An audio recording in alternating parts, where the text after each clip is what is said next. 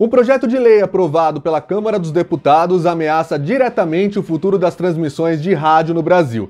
Você entende essa história a partir de agora, aqui nesse vídeo.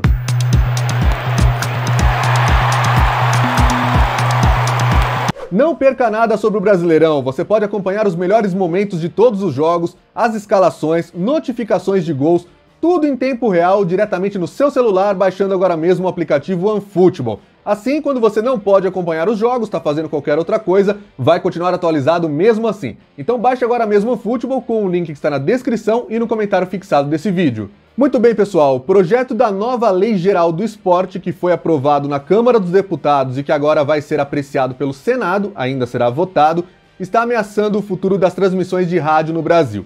O texto abre uma brecha para a cobrança dos direitos de transmissão nessa mídia. Não existe uma menção explícita à cobrança de direitos de transmissão, mas o texto aprovado deixou essa brecha e as emissoras já estão revoltadas com isso, fazendo inclusive campanha para que o Senado Federal modifique o artigo 159 e também o 160 desse projeto de lei para que deixe de ter essa brecha, para que os clubes não possam cobrar quem eles quiserem que transmita os seus jogos nos campeonatos estaduais, na Copa do Brasil e também no Brasileirão. A nova Lei Geral do Esporte vem para atualizar e substituir a Lei Pelé, que é aquele mesmo texto que foi modificado no ano passado para a inclusão do dispositivo que a gente batizou de Lei do Mandante, Com a nova Lei Geral do Esporte, a Lei Pelé então deixaria de ter a sua validade e passaria a vigorar um texto que é diferente. Então vamos entender qual é essa brecha que a Lei Pelé não trazia e que a nova Lei Geral do Esporte está trazendo até agora.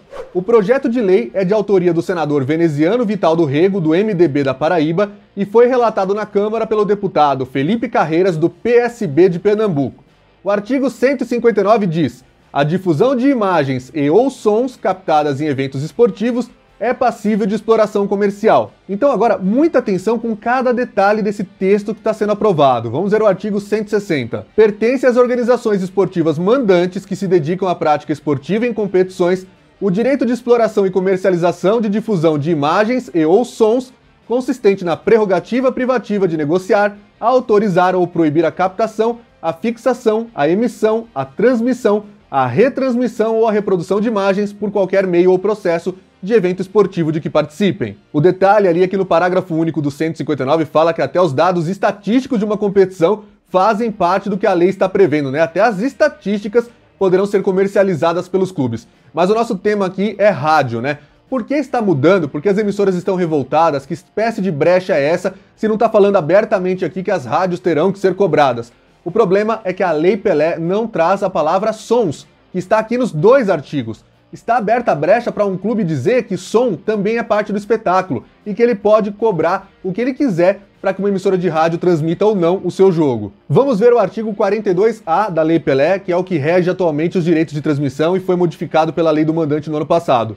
Pertence à entidade de prática desportiva de futebol mandante o direito de arena sobre o espetáculo desportivo. E aí o parágrafo 1º diz que o direito de arena consiste na prerrogativa exclusiva de negociar, autorizar ou proibir a captação, a fixação, a emissão, a transmissão, a retransmissão ou a reprodução de imagens do espetáculo desportivo por qualquer meio ou processo. Imagens e não sons. Isso é o que fez até hoje as emissoras de rádio não se preocuparem de ter que pagar os direitos de transmissão dos campeonatos estaduais, da Copa do Brasil, do Campeonato Brasileiro, porque a Lei Pelé nunca falou em sons. Já a nova Lei Geral do Esporte está falando nisso. Esses pontos foram levantados originalmente pelo blog Rádio Amantes, do Rodney Brocanelli, que é um especialista em mídia esportiva focada no rádio.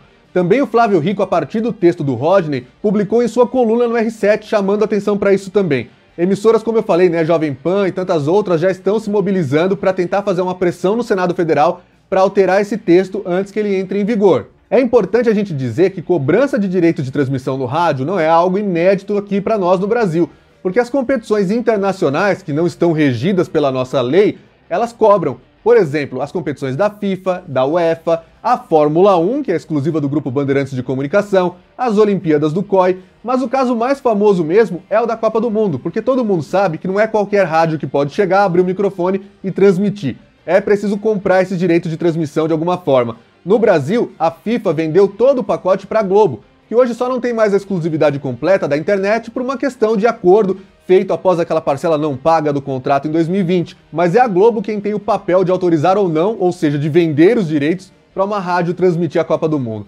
Até agora, julho de 2022, a Copa do Catar foi vendida para apenas 7 emissoras do Brasil. Eu já fiz um vídeo aqui no canal mostrando quais são as maiores, né? Não tem jeito, não dá pra gente esperar que uma web rádio ou uma emissora pequena do interior tenha dinheiro para bancar o que a Globo vai pedir, por mais que a gente não saiba na prática qual é o valor, né? Pode ser que seja, sei lá, 200 mil dólares, por exemplo, é muita grana mesmo para uma emissora menor. Se essa medida fosse aplicada nos jogos do dia a dia, o que a gente chama aqui de quarta e domingo, né? Embora o futebol tenha hoje de segunda a segunda praticamente, mas no futebol do nosso cotidiano, no futebol do nosso dia a dia, as rádios fazem parte de um ecossistema muito importante. Elas são, muitas vezes, a única opção que um torcedor tem para acompanhar uma partida de futebol. Porque futebol na TV aberta, no Campeonato Brasileiro, por exemplo, a gente tem só 2 vezes por semana, né? Ou pelo menos uma vez por rodada onde você assiste, na quarta-feira e no domingo pela Globo. Os outros jogos estão na TV por assinatura e também no pay-per-view, quando não exclusivos no streaming, né? Caso do Atlético Paranaense,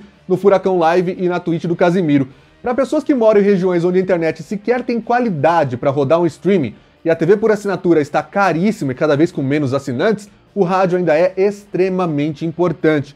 Você consegue imaginar uma emissora pequena de uma região do interior de qualquer estado do Brasil, tendo dinheiro para bancar as transmissões do Campeonato Brasileiro, se elas tiverem que ser pagas no futuro? Provavelmente apenas as grandes rádios do eixo Rio-São Paulo e mais alguns estados como Minas Gerais, a Itatiaia, no Rio Grande do Sul a Rádio Gaúcha, em Pernambuco a Rádio Jornal, no Ceará a Verdes Mares e tantas outras que vocês conhecem que são grandes, que são aliadas aí a grandes veículos de comunicação, Grupo Globo e tudo mais, elas teriam provavelmente sim a condição de comprar esses direitos. Agora, teriam lucro com isso? Será que valeria a pena? E as rádios menores?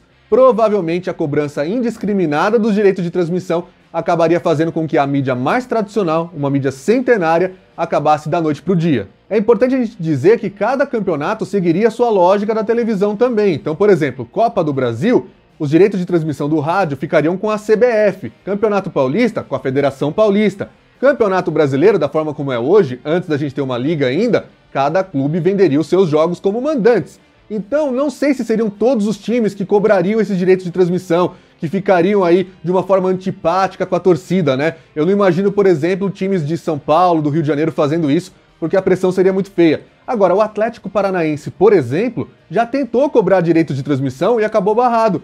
Houve esse processo já uma vez. E ele é um clube que segue o caminho que pensa, não está muito interessado no que os outros clubes estão pensando juntos. Se ele acha que aquilo é certo, ele vai lá e faz, como é com o pay-per-view do Campeonato Brasileiro. A lei, do jeito que está sendo aprovada, que passou pela Câmara, né, do jeito que ela chegou ao Senado, ela está abrindo a brecha sim para que qualquer dirigente de clube, para que qualquer dirigente de entidades como as federações estaduais ou mesmo a CBF, passem a cobrar para transmitir um jogo por áudio, por rádio. A cobrança no rádio viria num momento extremamente difícil para o futebol brasileiro, para o trabalhador brasileiro. Afinal de contas, nós estamos vivendo crise econômica, inflação, desemprego e tantas outras desgraças aqui no Brasil. Imagine para o torcedor de futebol, que já está sendo bombardeado por inúmeros pay-per-views e streamings, se ele tiver também que contar apenas com as emissoras de rádio que puderem pagar pelos direitos de transmissão. É uma questão bastante complicada, talvez nunca fosse o momento de cobrar direito de transmissão de rádio aqui no Brasil, mas esse em especial é o pior possível. E eu já vi muitas vezes surgirem comentários de torcedores que são a favor, porque acham que os clubes vão ganhar muito dinheiro com isso e que é um absurdo as rádios não pagarem nada e venderem propaganda com os jogos. Fica então aqui a pergunta: será que os clubes vão ficar multimilionários, bilionários vendendo direitos de transmissão para o rádio? Será que eles vão conseguir fazer no rádio o que não fizeram com a televisão até agora, que é organizar uma venda justa, coletiva e que ganhe o que o Campeonato Brasileiro de fato possa gerar? Eu costumo, na imensa maioria das vezes, apenas reportar os fatos da mídia esportiva aqui no canal. Quando muito, né, fazer uma análise para vocês. Mas essa ocasião é uma daquelas nas quais a gente precisa se posicionar. E eu sou terminantemente contra a aprovação do texto como ele passou da Câmara para o Senado. Não dá pra gente matar a mais democrática e popular mídia do Brasil, porque realmente os efeitos serão indescritíveis. Vai ter mais desemprego, menos gente com acesso aos jogos e os clubes não vão ganhar tanto dinheiro quanto eles possam pensar que vão por causa de cobrança para rádios. Por isso eu espero que o Senado Federal retire de uma vez por todas as palavras sons dos artigos 159 e 160 dessa Lei Geral do Esporte e acabe de uma vez por todas com esse pesadelo. E você, concorda ou discorda da cobrança de direitos de transmissão do rádio? Deixa aí nos comentários, vamos debater o tema. Esse é o blog do Alan Simon, é você dentro da mídia esportiva.